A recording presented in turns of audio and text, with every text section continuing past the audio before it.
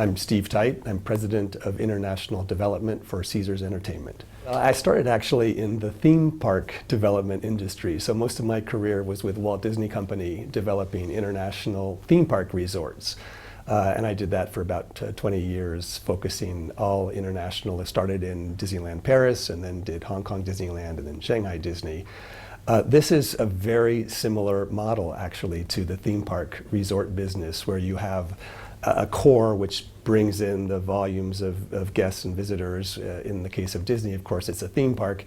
With Caesars, the gaming experience is sort of the core, the nugget of our brand. But then there's all the peripheral development around the casino. It's the food and beverage, the merchandise, the entertainment, the conventions business. All of that is the same whether it's Disney or Caesars. So it's sort of an extension of my perspective on hospitality development from the beginning. I've been with Caesars for 3 years, and they came after me when they were looking at expanding their presence in Asia, where I'd been involved in the launch of Hong Kong Disneyland and Disney's projects in Shanghai. Business development for me, it's been something that I've been involved in from the start of my career. I've always been involved in international. I find international to be very rewarding and a chance to learn about different cultures. I've now worked in Europe, the Middle East, and Asia. Hardly spent much time in the U.S. at all, so it's been a great career. Caesars Entertainment is one of the largest integrated resort companies in the world. We have 50 properties, a few more than 50 properties in 6 countries. We offer sort of a diverse mix of experiences. We have the large-scale integrated resorts like you see in Las Vegas at Caesars Palace, but then we also have a number of regional properties as well. Caesars offers a little bit of everything, and so again, I think we're probably one of the most diverse entertainment companies in the world. Not only do we offer the gaming experience, the hotels, I think we operate 43,000 hotel rooms. We have 600 restaurants, we have 300 shops, we have 74,000 seats of theater entertainment. In Las Vegas, we have a Coliseum where it was originally built for Celine Dion, and now we also host Elton John and Rod Stewart, and Britney Spears is now a big headliner. So it's just a very broad collection. When we talk about integrated resorts, we truly offer every aspect of that integration. And just create a great guest experience for all of those coming to our properties. We operate in 6 countries, and so our primary operation, the most extensive developments that we have are in the United States. And then we're in a limited number of other international markets. We're not yet in Asia. One of our mandates is to expand our presence in Asia. We've just announced our first project in this market, which is in Seoul, Korea, and that will open in 2018. We think Japan would be a tremendous opportunity, and so we're looking to pursue something here in Japan, and there are a few other markets in Asia and Europe that we think are worth pursuing as well. Well, certainly our brand is extremely strong. We've been in the business for 75 years. I think from a Hollywood perspective, we get picked up as sort of the quintessential gaming experience. If you've seen some of the recent movies, and Hangover certainly has reinforced the Caesars brand since that was filmed at Caesars properties, and then way back when Rain Man was first produced, that was also at Caesars. So we have that brand recognition, that brand strength.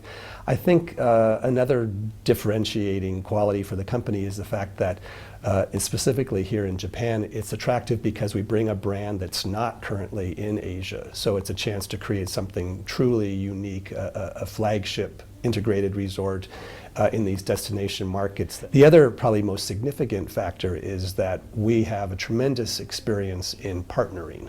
20% of our properties are with third parties, whether they be separate owners or co-managed. And so having that experience, embracing the partner strategy, the collaborative approach to doing business, does differentiate us significantly from the other major integrated resort operators. And certainly as we come here to Japan, we believe that's the consistent strategy that we are pursuing, and that has been resonating with the Japanese partners, potential partners with whom we've been speaking. So I think that's important as well. The other differentiation is probably our industry-leading loyalty program, Total Rewards. We have 45 million members worldwide. It's a very strong and rigorous loyalty program, which not only allows us to customize and tailor our offering to our guests, because we know exactly what those guests do when they come to the property, and we can offer them exactly what they're looking for, but it allows us also to analyze that data and understand how to optimize the profits that we generate. So for the partners with whom we operate, it generates significantly higher margins that you might find in the industry. You know, the most significant trend, I think, is the shift from gaming to the non-gaming components of our business. In Las Vegas, where gaming was the majority of the revenue, you're now seeing the majority shift to non-gaming. And I think that direction is one that we believe in strongly. We've embraced that, not the non-gaming components of an integrated resort. For us, it's reflected in our most recent investment in Las Vegas, which is called The Link, where it's a retail, dining, and entertainment zone, an outdoor corridor that we created with a large attraction at the end of the Link, which is called the High Roller, the world's largest and tallest observation wheel, sort of like the London Eye, but significantly taller. And it's entirely non-gaming. So you have great restaurants and bars and clubs, the Brooklyn Bowl, where you actually have a concert venue with bowling alleys overlooking the concert, so you can have your friends up for an afternoon or evening of bowling while watching a concert, which is a really great, unique concept. And it's that kind of innovation that I think is driving the industry right now, that we're very involved in, that I think is a tremendous direction that the industry is taking. Direction into non-gaming entertainment, I think, will continue. So I think that's one that will be an ongoing evolution of the industry. I think that the whole gaming experience is going to evolve in the future. The days of people sitting in a chair in a row in front of a slot machine and pushing a button or pulling a handle, I just think that has got to move forward with technology and with the new generation. I think the X's and Y generation are looking for something that's a little bit more interactive and more social. You see it online. I don't see why you wouldn't see it entering into the kind of bricks and mortar casino experience. And so I think that will be a direction that I would hope will continue to evolve as technology allows new ways to think about the gaming experience. We have the challenge of the United States gaming market, which is really stabilized and in some cases is saturated. And so I think we're looking at ways to try and address that, the performance of the regional markets and those areas in which they are saturated. What is the right solution? Is it to try and increase the market, or is it to decrease the inventory? And so those are challenges that we face, and I think in these mature markets, a lot of the industry will be facing. And I think it's a balance. As more and more competitors come into a market, we have to be, as an industry, cautious that we don't overinvest. These are large-scale investments that require a tremendous amount of capital, and so you've got to be sure that the market supports the expansion in the gaming industry. You know, everyone in the industry has grown up from the casino side of things, and now, as I've talked about earlier, it's so much more than just a gaming experience. We're focusing our energies more on how to deliver a better overall hospitality experience, and to be sensitive to the cultures and the demographics in which we operate. As we look to new markets coming to Asia, I think it's just important that we embrace those cultures. We listen to the market. We try and adapt what we're providing to the expectations and the culture and the taste of that market. I think especially when you think about coming to Japan, Japan is very different than what you might find in Macau or Singapore or Philippines or other Asian, current Asian gaming destinations. And so I think we have to be smart about how we adapt and customize our product to be sensitive. And our approach at Caesars is by embracing the local partners to be able to benefit from their expertise and collaborate to create something that is more customed and tailored to that market. Certainly in terms of regulations, we have to make sure that in the jurisdictions in which the gaming industry enters, there has to be very transparent and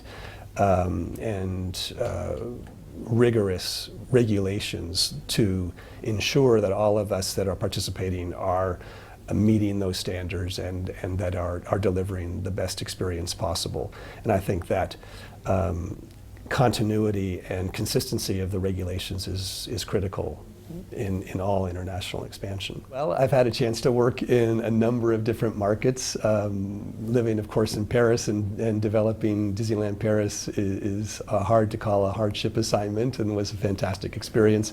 What I find so rewarding is just being able to see the results of the years of work in planning and preparing for these large-scale resorts, and you're building, billions of dollars of investment, and to be able to walk away and look at this destination and see people enjoying their experience there, and know that you are part of creating this place, these bricks and mortar that together have a personality and an identity and a brand, is a fantastic legacy, and I think that's what's been the biggest highlight for my career. I think that it's important that people have a global perspective. I mean, the industry today is so much more than just country specific, and so I think people need to be open-minded and embrace the diversity of the various cultures around the world. And I think to be successful in our business, in the front end business development